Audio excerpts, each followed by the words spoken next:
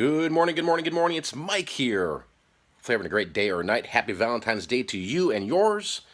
Today is going to be just a busy day, right? And the only thing I could sum it up with is just the one word: work.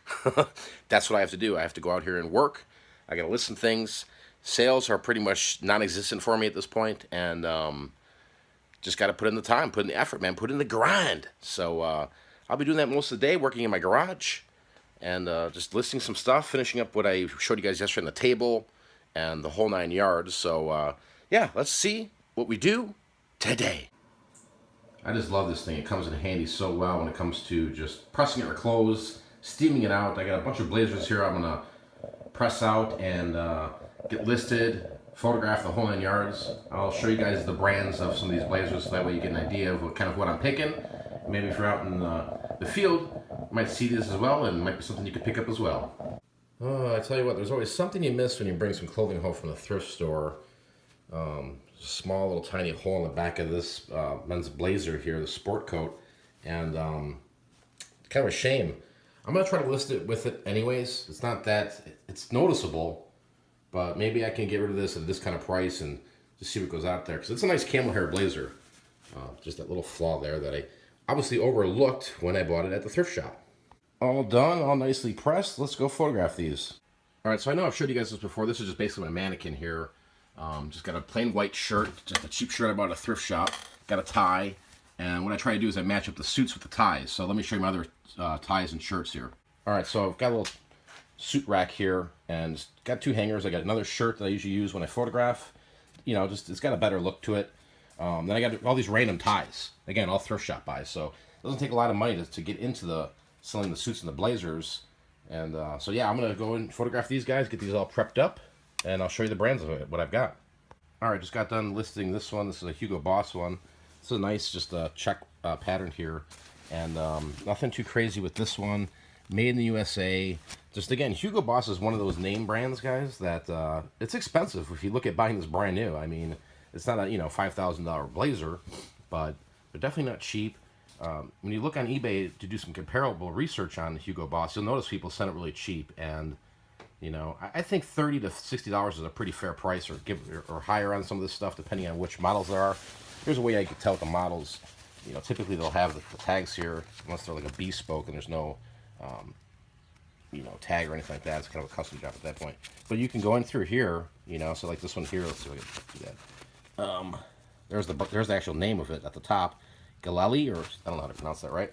So it gives you all the data here. You can just look them up. Here's the size, 44R. Now, I don't always go off of what this says. I actually measure it out and do the numbers myself, because these can be misleading. There's no doubt about it. So if you're selling blazers and sports coats and suits, just double check that, the measurements against the tag, what it says there. And you'll notice sometimes that they're running small or running too big. But yeah, let's move on to the next one. Forgot to mention this. When I set these blazers down, I just don't slap them down, right? What I actually do is I fold one shoulder into the other shoulder, right? And it kind of keeps the garment from actually not wrinkling and stuff like that. So this little tip there, maybe that'll help you guys. Plus, this is the way I use it when I fold them up and strip them out. So you never really get any wrinkles. Don't try to roll it up in a ball or anything crazy like that. Jacket I showed you guys had the hole in it. Looks like it's not even going to hit the market because we're missing a button. So it's a nice jacket there. Just a shame. Let me show you the brand here. It's Patrick James. Ooh, there's some kind of spider there too. And ooh, craziness. Patrick James, and then just a camel hair. So nothing crazy with that. So this bad boy is going in the donate box. Fill her up, boys. Fill her up. Getting full. Probably another 4 or 5 pieces of clothing that goes in there, and I'll have one medium Home Depot box filled with stuff I need to donate here. So just hump it along. All right, next one here is just a Saks Fifth Avenue branded one. It's a Canali, made in Italy. Got the tag on here. Looks like a 54L. Again, this could be European, so that's why I say, definitely look into measuring these correctly and getting the exact measurements for the blazer coats. So, yep, this is definitely an awesome brand to look for. Kind of the prices are all over the board. I typically get $50 at a minimum for these. I've sold them all up to 125. So if you're out and about the thrift shop, this is one of those brands you need to know. Now, everybody has certain ways in how they photograph suits. This is just my approach, guys. When I got the pants with them, I just lay the pants on the shoulder and just do a quick shot, kind of like that, and works pretty well. That way you're not laying out the pants somewhere else, or you got it in a hanger. I just think it looks more professional. All right, next brand is this Holt Renfrew.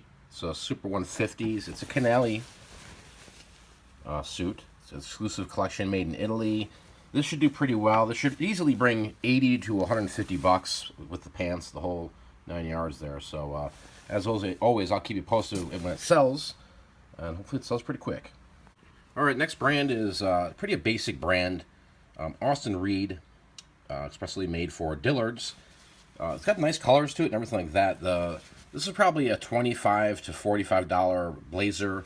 I did have this on another eBay account for 6 months, no takers, but I had it priced for about 60 bucks, which included shipping.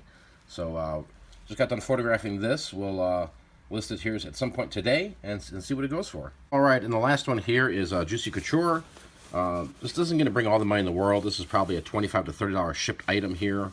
It is a nice blazer, but yeah, if you look at comparables on eBay with these, they're really kind of lower end compared to some of the other blazers. But you know, if you pick it up for a couple bucks and take some nice photographs, they will sell. Okay, just sold the one item here they'll be shipping out is The Adventures of Buckaroo Banzai Across the Eighth Dimension. Not only these crazy movies, I got in that DVD disc only lot, and it sold for a total of $7.24 out the door. So a lot of you guys have asked me, do I still do Amazon FBA? And to be honest with you, when I've been making these vlogs, I'm kind of always in the same little kind of format and doing things that I totally haven't even talked about Amazon FBA or showed you guys what I've sold probably in the 100 vlogs I've done. So let me show you exactly. I did sell some Amazon FBA today, I think 3 or 4 items that I can share with you guys here, and let's just roll to this next screen. So here's a book that I got out of a big book lot that I still have a lot of books that are here at my house.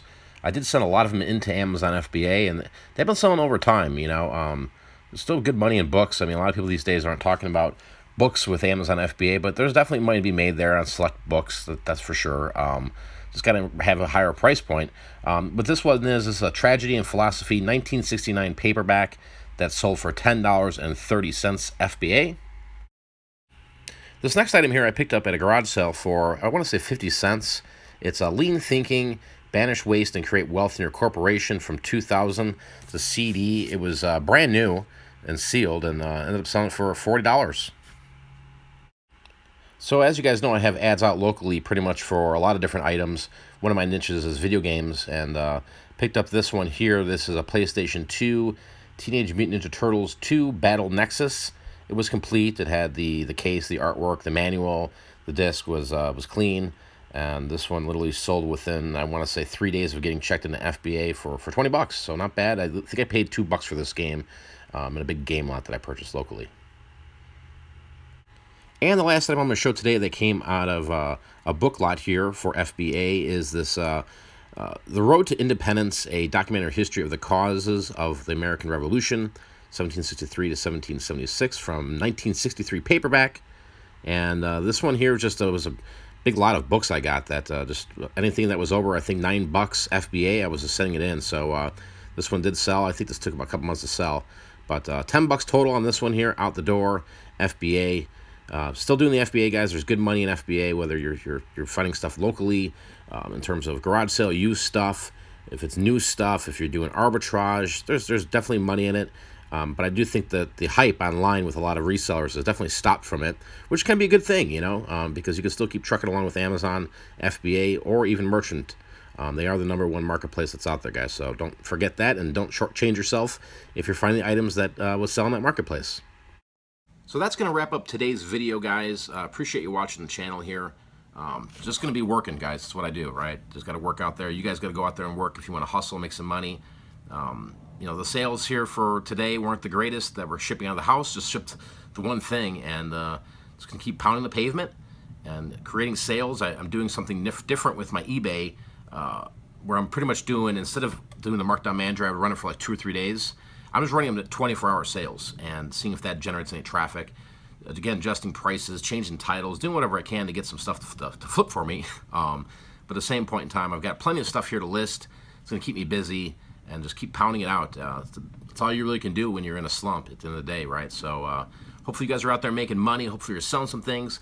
If sales are slow, just keep your head up and work, obviously. So with that being said, guys, happy Valentine's Day to all of you guys that are out there as well. Hope you're spending some time with some loved ones, your family, etc., etc. Till next time, I'm out of here. Peace. Vlog over.